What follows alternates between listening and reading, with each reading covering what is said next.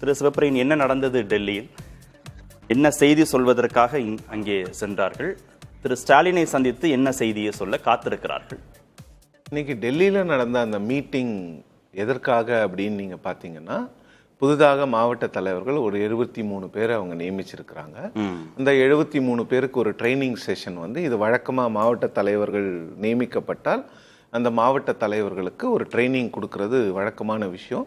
இன்னொன்று, இப்போ வந்து இந்த காங்கிரஸில் வந்து ஒரு அவங்க அந்த மாவட்ட தலைவர்கள் கூட ஏஐசிசியோட நேரடி கட்டுப்பாட்டில் இருப்பாங்க. அவங்களுக்கு ட்ரைனிங், அவங்களுக்கு மற்ற இன்ஸ்ட்ரக்ஷன்ஸ்லாம் கொடுக்கணுங்கிறதுக்காக அவங்கள டெல்லிக்கு கூப்பிட்டாங்க. அதுதான் இன்னைக்கு ஆக்சுவலாக நடந்த ஒரு விஷயம். அதன் பிறகு முக்கிய தலைவர்கள் ஒரு சின்ன ஒரு டிஸ்கஷன் பண்ணியிருக்கிறாங்க. அந்த டிஸ்கஷனில் வந்து எல்லாரும் சொன்ன ஒரு விஷயம் வந்து, கிட்டத்தட்ட டிசம்பர் 3ஆம் தேதி நாம் போய் பார்த்தோம். அதன் பிறகு வந்து இன்னும் திமுக குழு அமைக்கவே இல்லை. அலையன்ஸ் இருக்கிறது உண்மை, அலையன்ஸில் எந்த பிரச்சனையும் இல்லை. ஆனால் அந்த சீட் ஷேரிங் டாக்ஸை டிஎம்கே ஏன் ஆரம்பிக்க மாட்டேங்கிறாங்கன்னு தெரியல, எல்லாரும் வேதனையாக இருக்கிறோம் அப்படிங்கிற தகவலை வெளியில் வந்து சொல்கிறாரு.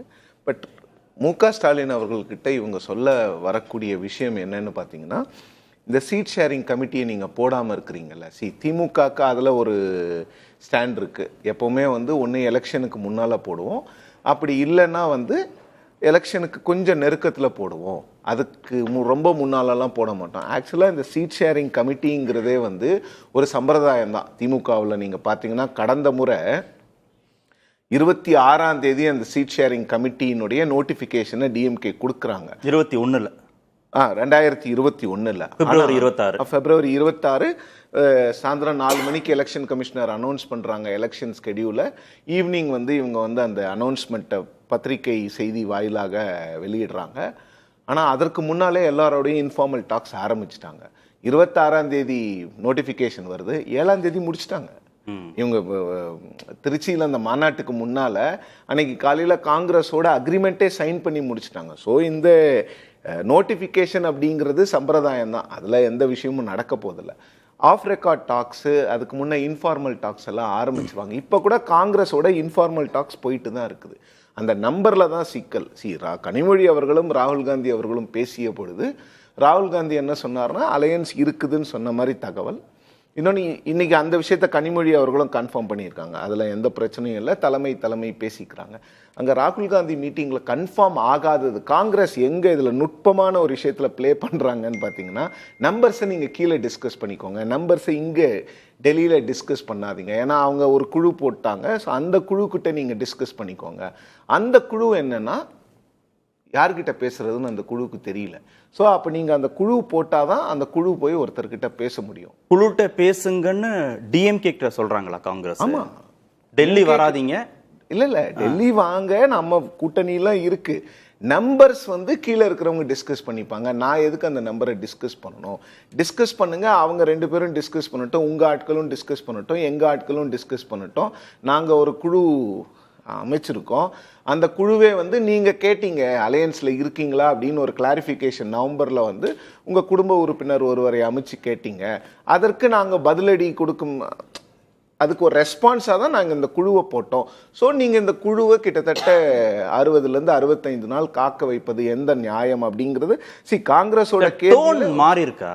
டெல்லியில் பேசின திரு செல்வ பிறந்தகை, திரு கிரீஷ் சோடங்கருடைய டோன் மாறி இருக்கா? வேதனையில் இருக்கோம், முதல்வர்கிட்ட போய் சொல்ல போகிறோம், தாமதம் பண்ணாமல் திமுக குழு அமைக்கணும் அப்படின்னு இன்றைக்கு அவங்க உச்சரித்த அந்த வார்த்தைகள்கிட்ட டோன் மாறி இருக்கா? கடந்த காலத்துக்கும் இப்போ இந்த 70 நாள் இடைவெளியில் மாறி இருக்கா? இல்லை, டோன் மாறி இருக்குன்னா, ஒரு சில இடங்களில் வந்து நிறைய இடங்களில் பார்த்தீங்கன்னா காங்கிரஸ் வந்து ரொம்ப தெளிவாக கூட்டணியை பற்றி ஹைகமாண்ட் டிசைட் பண்ணோம் அப்படின்லாம் பேசிகிட்டு இருந்தாங்க. ஆனால் இப்போ அந்த விஷயங்களை யாருமே பேசுறதில்ல. கனிமொழி அவர்கள் மீட்டிங்க்கு பிறகு நம்பர்ஸ் மட்டும்தான் பிரச்சனை, மற்றபடி கூட்டணியில் எந்த பிரச்சனையும் இல்லைங்கிற ஸ்டாண்டை தான் டிஎம்கேவும் எடுக்கிறாங்க, காங்கிரஸும் எடுக்கிறாங்க. காங்கிரஸில் இதில் அவங்க இன்னொரு விஷயம் பேசுகிறாங்க. இப்போ நீங்கள் இந்த சீட் ஷேரிங் கமிட்டியை நீங்கள் கான்ஸ்டியூட் பண்ணாமல் இருக்கிறதுக்கு காரணத்தினால தான் எங்கள் கட்சியிலையும் ஒரு சிலர் பேச வேண்டிய சூழ்நிலை வருது, உங்கள் கட்சியிலையும் நிறைய பேர் பேசுகிறாங்க. ஸோ இது வந்து கிரவுண்டில் வந்து இது ஆக்சுவலி என்ன ஆகுதுன்னா, டிஎம்கே லீடர்ஸ் பேச அது வந்து காங்கிரஸில் வந்து கீழே காங்கிரஸ்க்கு தான் அது அஃபெக்ட் ஆகுது பெருமளவில்.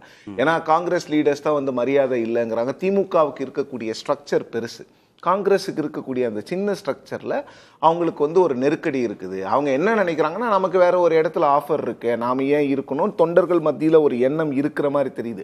ஆனால் தலைவர்கள் எல்லாருமே வந்து நீங்கள் திமுக கூட்டணியோட மட்டும்தான் இருக்கணும் இந்த தேர்தலுக்கு. இதில் இன்னொரு விஷயமும் இருக்குது கார்த்திகை. நீங்கள் வந்து தமிழ்நாடு அப்படிங்கிற ஒரு ஸ்டேட்டுக்காக மட்டும் காங்கிரஸ் கட்சி வந்து ஒரு முடிவை எடுத்துட முடியாது. நேற்றும் இன்றைக்கும் நாடாளுமன்றத்தில் நடந்த நிகழ்வுகளை பார்க்கும் பொழுது காங்கிரஸோட இருக்கக்கூடிய மாநில கட்சிகள் 2 மட்டும்தான் இன்னைக்கு. அன்கண்டிஷனலாக காங்கிரஸுக்கு சப்போர்ட் பண்ணுறது 2 மாநில கட்சிகள் தான். உத்தரப்பிரதேசத்தில் உள்ள சமாஜ்வாதி பார்ட்டியும் தமிழ்நாட்டில் உள்ள திமுக மட்டும்தான். ராகுல் காந்தி அவர்களை பேச அனுமதிக்கவில்லை அப்படின்றதுக்காக ஸ்பீக்கர் மீது ஒரு நோ கான்ஃபிடன்ஸ் மோஷன் கொண்டு வரும்போது அதை வந்து அந்த நோ கான்ஃபிடன்ஸ் மோஷனை ஆதரிக்கிறது கூட திரிணாமுல் காங்கிரஸ் வந்து யோசிக்கிறாங்க.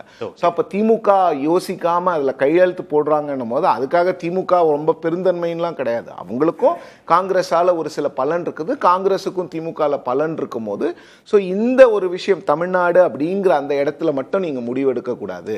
நீங்கள் ஒட்டுமொத்தமாக இந்தியாவில் பாஜகவை எதிர்க்கணும்னா அது எங்க எதிர்க்கணும், பாராளுமன்றத்தில் எதிர்க்கணும். ஸோ இங்கேயும் நீங்க பாஜகவை எதிர்க்கும் போது திமுகவோடு இருப்பது தான் சரிங்கிறது காங்கிரஸ்ல இருக்கக்கூடிய மூத்த தலைவர்களுடைய கருத்து. ஒரே நிமிஷம், அதுல ஒரு கேள்வி மட்டும் இருக்கு, நான் வர்றேன்.